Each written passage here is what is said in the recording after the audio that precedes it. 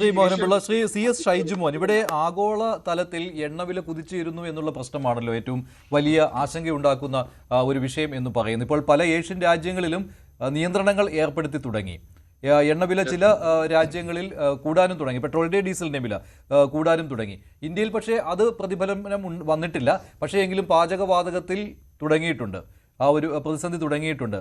എത്രമാത്രം കഠിനമായിരിക്കും ഇത്? ഇപ്പോൾ യുദ്ധം തീരുന്നു എന്നതിൻ്റെ സൂചന കിട്ടുന്നില്ല. ട്രംപിൻ്റെ ഈ പ്രഖ്യാപനം മാത്രമേ ഉള്ളൂ. അത് മുഖവിലേക്ക് എടുക്കേണ്ട കാര്യവുമില്ല. അല്ല, മഞ്ജുഷ് സൂചിപ്പിച്ചത്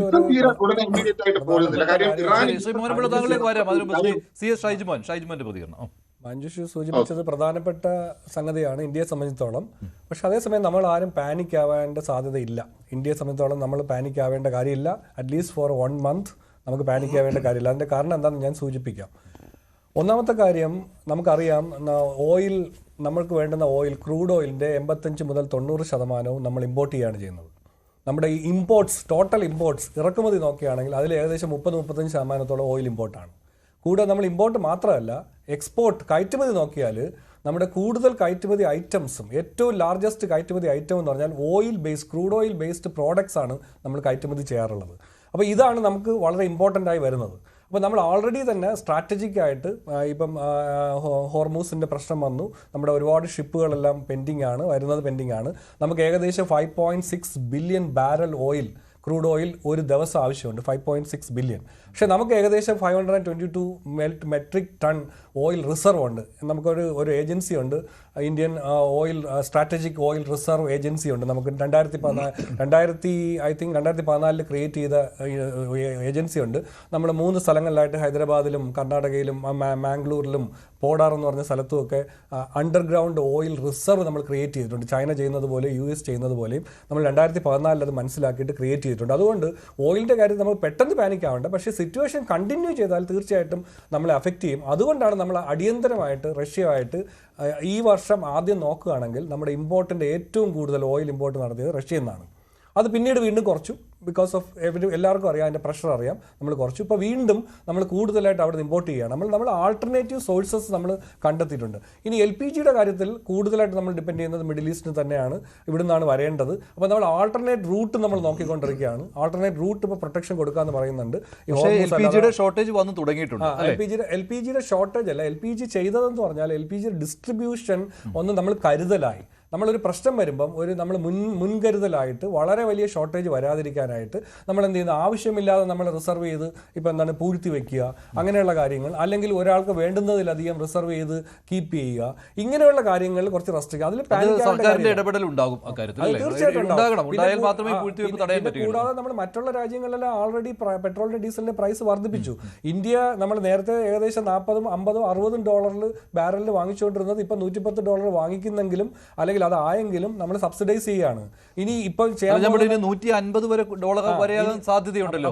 അപ്പോൾ എണ്ണ കമ്പനികൾ പെട്രോൾ ഡീസൽ വില കൂട്ടുവാൻ നിർബന്ധിതരാകുമോ ഇല്ലയോ? അല്ല, നിർബന്ധിതരായാൽ തന്നെയും അതിൽ എക്സൈസ് ഡ്യൂട്ടിയുടെ കമ്പോണന്റ് ഉണ്ട്, ലാർജസ്റ്റ് പോർഷൻ ഉണ്ട്, ഒരു വലിയ പോർഷൻ. അത് ഗവൺമെന്റ് എക്സൈസ് ഡ്യൂട്ടി കുറച്ചു കൊടുക്കാനാണ് സാധ്യത. അങ്ങനെ കുറച്ചു കൊടുക്കുമ്പോൾ മാർക്കറ്റിൽ, കാരണം നമ്മുടെ മാർക്കറ്റിന്റെ ഒരു പ്രശ്നം കൺസംഷൻ ഓറിയന്റഡ് എക്കോണമിയാണ്. 60% ഓഫ് നമ്മുടെ GDP കൺസംഷനിൽ നിന്നാണ്. അതുകൊണ്ട് ഈ ഓയിൽ എന്ന് പറയുന്നത് നമ്മൾ ഓയിൽ ഡയറക്റ്റ് കൺസംഷൻ മാത്രമല്ല, അത് ട്രാൻസ്പോർട്ടേഷൻ കോസ്റ്റ് കൂട്ടാം, അത് ഇലക്ട്രിസിറ്റിയുടെ കോസ്റ്റ് കൂട്ടാം, അതിനുള്ള മൾട്ടിപ്ലയർ എഫക്റ്റ് ഉണ്ടാവാം, ബേസ് പ്രൈസ് കൂടാൻ, ഇൻഫ്ലേഷൻ വരാം. അത് ആ രീതിയിലുള്ള ഒരു പ്രശ്നം വരാതിരിക്കാൻ വേണ്ടിയാണ് സർക്കാർ നേരത്തെ തന്നെ ഈ ഹോർഡിങ്ങും ഈ ഓയിൽ ബേസ്ഡ് ആയിട്ടുള്ള സംഗതികൾക്ക് വേണ്ടി ഒരു മുൻകരുതലുള്ള രീതിയിലാണ്. അപ്പോൾ അതുകൊണ്ട് എനിക്ക് തോന്നുന്നില്ല ഇത് പാനിക് ആവേണ്ട സിറ്റുവേഷൻ ആണ്. ഇപ്പം ഞാൻ ഇന്നലെയായിട്ട് കണ്ടത് ആൾക്കാരെല്ലാം പെട്രോളും ഡീസലും അടിച്ച് നിറയ്ക്കുക, അല്ലെങ്കിൽ LPG എല്ലാം ഓർഡർ ചെയ്ത് വയ്ക്കുക. ഇതിൻ്റെ ഒരു ആവശ്യവും നമുക്കില്ല. തീർച്ചയായിട്ടും നമുക്ക് റിസർവ് ഉണ്ട്. 1 മാസത്തേക്ക് നമ്മൾ സേഫ് ആണ്. 1 മാസത്തേക്ക് യാതൊരു പ്രശ്നവും വരാൻ പോകുന്നില്ല. പക്ഷേ ഈ പാചകവാതകത്തിന്റെ പ്രശ്നം പറയുമ്പോൾ ഇപ്പോൾ വിതരണ ശൃംഖലയെ ബാധിച്ചിട്ടുണ്ട്. കേരളത്തിൽ തന്നെ തട്ടുകടകളുടെ കാര്യം, അവരുടെ പ്രതികരണം വന്നിരുന്നു, ബുദ്ധിമുട്ടായി തുടങ്ങിയിട്ടുണ്ട്. പാചകവാതകത്തിന്റെ ഒരു പ്രശ്നം നമുക്ക് സ്റ്റോറേജിന്റെ ഒരു പ്രശ്നമാണ്. നമ്മൾ ഈ കമ്പനികൾ, ഓയിൽ കമ്പനികളിലുള്ള സ്റ്റോറേജുകളും നമുക്ക് അല്ലാതെയുള്ള സ്റ്റോറേജുകൾ മാത്രമേ ഉള്ളൂ. ആ സ്റ്റോറേജ് ഇല്ലായിരുന്നത് കൊണ്ടാണ് നമുക്ക് കുറച്ച് പ്രശ്നം വരുന്നത്. അത് പ്രശ്നമായിട്ട് പരിണമിക്കാൻ സാധ്യതയില്ല. നമ്മൾ ആൾട്ടർനേറ്റീവായിട്ട് ഇപ്പോൾ ഇന്ത്യയെ സംബന്ധിച്ചിടത്തോളം ഇറാൻ ഇറാൻ ആയാലും മറ്റ് കൺട്രീസ് ആയാലും ഇന്ത്യയെ സംബന്ധിച്ചോളം എല്ലാവർക്കും സപ്പോർട്ട് ആയതുകൊണ്ട് നമുക്ക് പല ചാനലുകളിൽ മറ്റ് രാജ്യങ്ങൾ, മിഡിൽ ഈസ്റ്റിൻ്റെ മറ്റ് രാജ്യങ്ങൾ വഴിയും മറ്റ് കാനഡ പോലെയുള്ള രാജ്യങ്ങൾ അല്ലെങ്കിൽ മറ്റ് ഈ മിഡിൽ ഈസ്റ്റിന് പുറത്തുള്ള രാജ്യങ്ങളെയൊക്കെ ഡിപ്പെൻഡ് ചെയ്തുകൊണ്ട് നമുക്ക് അതിനെ റീറൂട്ട് ചെയ്യാൻ പറ്റും. ഇനി വേറൊരു കാര്യം, അവിടെ ഖത്തറിന്റെ കാര്യം നമുക്ക് എടുത്തു പറയേണ്ടതായിട്ട് വരുമല്ലോ അല്ലേ, പാചകവാതകം ചർച്ച ചെയ്യുമ്പോൾ? തീർച്ചയായിട്ടും ഖത്തർ ഒരു പ്രധാനപ്പെട്ട കൺട്രിയാണ് നമ്മളെ സംബന്ധിച്ചിടത്തോളം പാചകവാതകത്തിന്റെ കാര്യത്തിൽ. അത് തീർച്ചയായിട്ടും വരാം. അതും എല്ലാം ഇതിന്റെ ജിയോ പൊളിറ്റിക്കൽ ടെൻഷൻ അവർക്ക് തരാൻ വയ്യാത്തത് കൊണ്ടല്ല, ഈ ടെൻഷൻ കാരണം ഇത് ട്രാൻസ്പോർട്ട് ചെയ്യാൻ വരാത്തതാണ്. ഇനി വേറൊരു പ്രശ്നം കൂടിയുണ്ട്, നമ്മൾ അഭിമുഖീകരിക്കുന്ന പ്രശ്നം, ഈ അടിഞ്ഞു കിടക്കുന്ന കപ്പലുകളുടെ ഇൻഷുറൻസ് പ്രീമിയമുകൾ, അതുപോലെ തന്നെ അതിന്റെ ട്രാൻസ്പോർട്ടേഷൻ കോസ്റ്റുകൾ, ഇനി ആ ഓയിൽ വരുമ്പോൾ എത്രത്തോളം പ്രൈസ് കൂടും, ഇതൊക്കെ ഇനി വരാൻ പോകുന്ന ഒരു ഇമ്പാക്റ്റാണ്. അതൊക്കെ നമ്മൾ സഹിച്ചേ മതിയാവും. കാരണം നമ്മളായിട്ടുണ്ടാക്കിയ ഒരു പ്രശ്നമല്ല. അപ്പോൾ ഗ്ലോബലിൽ ഒരു പ്രശ്നം ഉണ്ടാകുമ്പോൾ അടിയന്തരമായിട്ട് ചെയ്യേണ്ട കുറേ കാര്യങ്ങൾ സർക്കാരുകൾ ചെയ്യുന്നുണ്ട്, കേന്ദ്ര സർക്കാരും ചെയ്യുന്നുണ്ട്. റിസർവ് നമ്മളെടുത്ത് ഉപയോഗിക്കാൻ തോന്നുന്നു. നമ്മളിപ്പോൾ അറിയാം US ഡോളറിൻ്റെ വില സ്ട്രെങ്തനായി, ഇന്ത്യൻ റുപ്പി താഴോട്ട് പോയി. കാരണം വെച്ചാൽ ഫോറിൻ കറൻസി ഡിമാൻഡ് കൂടുതലാകുമ്പോൾ തീർച്ചയായിട്ടും അതിൻ്റെ കറൻസിയുടെ വാല്യൂ കുറയും. അതിനുവേണ്ടി ഇപ്പം റിസർവ് ബാങ്ക് 2 ദിവസമായിട്ട് ഡോളർ ഒരുപാട് റിലീസ് ചെയ്തിട്ടുണ്ട്. അതുകൊണ്ട് ഇപ്പോൾ 92.5 പോയത് ഇപ്പോൾ 91 ഇന്ന് എത്തിയിട്ടുണ്ട്. ഇതൊക്കെ ആഫ്റ്റർ എഫക്ട്സ് ആണ്. സ്റ്റോക്ക് മാർക്കറ്റിൽ ക്രാഷസ്, സെൻസെക്സും നിഫ്റ്റിയും താഴോട്ട് പോയി. ഗോൾഡിൻ്റെ പ്രൈസ് വീണ്ടും വീണ്ടും അല്ലെങ്കിൽ ഒരു ചെറിയ മാറ്റം വരുന്നു, പക്ഷേ കൂടാനാണ് സാധ്യത. കാരണം സേഫ് ആയിട്ടുള്ള ഒരു ഓപ്ഷൻ, ഇൻവെസ്റ്റ്മെൻറ്റ് ഓപ്ഷൻ എന്നുള്ള രീതിക്ക് മറ്റുള്ള ഇൻവെസ്റ്റ്മെൻറ്റുകളിൽ നിന്ന് മാറി ഗ്ലോബൽ സ്റ്റോക്കൊക്കെ ക്രൈസിസിലാകുമ്പോൾ സ്വാഭാവികമായിട്ട് ഇൻവെസ്റ്റേഴ്സ്, നിക്ഷേപകർ എന്ത് ചെയ്യും, സ്വാഭാവികമായിട്ട് ഗോൾഡിലേക്ക് മൂവ് ചെയ്യും, ഗോൾഡ് വാങ്ങിക്കാൻ തുടങ്ങും. അതിൻ്റെ ആ പാനിക് ഇതിൽ നിന്ന് വന്നതാണ് കൂടുതലായിട്ട് വില കുറഞ്ഞിട്ടുണ്ട്. അത് ഇന്റേണൽ പ്രശ്നങ്ങളാണ്. അവൈലബിൾ സപ്ലൈ കൂട്ടും. അതും റിസർവ് ബാങ്കിന്റെ തന്നെ ഏകദേശം നല്ല സ്റ്റോക്ക് ഗോൾഡ് ഉണ്ട്. US നമ്മുടെ റിസർവ് ബാങ്ക് വിചാരിച്ചാൽ ഈ ഗോൾഡ് നമുക്ക് റിലീസ് ചെയ്ത് കൊടുക്കാൻ പറ്റും മാർക്കറ്റിൽ. ഇങ്ങനെ പലതും നമ്മൾ അങ്ങനെ എക്സ്ട്രീം മെഷേഴ്സ് ഇതുവരെ തുടങ്ങിയിട്ടില്ല. എൻ്റെ മനസ്സിലാക്കലുകളിൽ എക്സ്ട്രീം മെഷേഴ്സ് തുടങ്ങിയിട്ടില്ല. ഈവൻ എക്സൈസ് ഡ്യൂട്ടിയുടെ കുറച്ചൽ പോലും നമ്മൾ ചെയ്തിട്ടില്ല.